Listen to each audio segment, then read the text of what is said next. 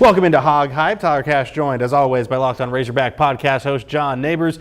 We call it HogHype. Hype is in the title. A little tough to be hyped this week. Yeah, a little bit. That was a game against BYU that I think most Razorback fans thought that they were going to win. And the thing that makes it so frustrating is you can accept losing if the other team's just better than you. But you can't accept losing when you beat yourself. And that's what it felt like for Arkansas. The penalties, the calls, the turnovers, the short punts, everything that they could do to try to prevent themselves from losing a game against a good BYU team, they didn't do, ended up costing them, and that's why they're sitting at 2-1. I think everyone knew BYU was going to be the biggest test the team had faced so far. No disrespect to Kent State, Western Carolina. Those programs just aren't on that same level.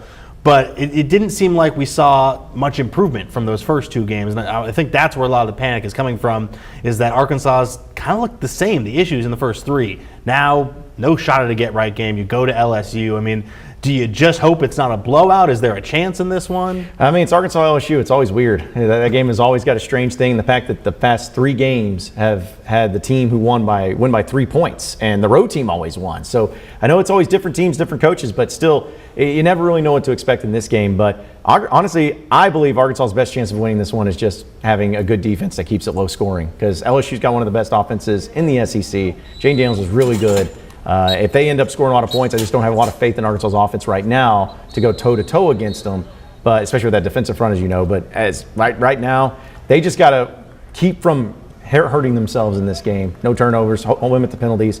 Keep themselves in the game, because if LSU gets on them early, I don't like Arkansas's chances of coming back. I think a lot of people look at last year's LSU game and go, man, that game was so close. Arkansas probably could have, should have won it, and they didn't even have KJ. This year, you've got KJ. What is the big difference? I mean, what makes this year's LSU team so much better? Well, the thing is that they still have a really good defensive line. And I think Razorback fans still have nightmares about Perkins from last season. That guy just ate Arkansas up. And you got to be worried about that, because he's still on the team. They still got a really good defensive line. And your offensive line isn't that great. It hasn't been protecting KJ the way it should be.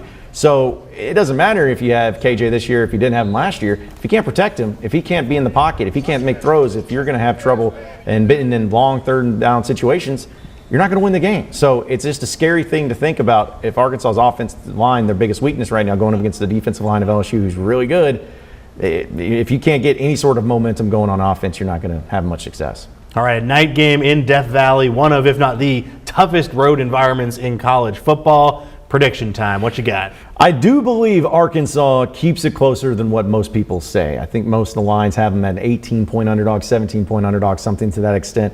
But I think Arkansas keeps it close. I think that in the fourth quarter it's still in doubt, but I do believe LSU still gets the victory. So I'm going to go with LSU winning this game. Final score 31-20. All right, great teams cover. We all know that. It'll be Razorbacks and LSU coming your way Saturday at 6 p.m. And, of course, all the highlights of post-game reactions Saturday night right here on THV 11 on Hog Zone.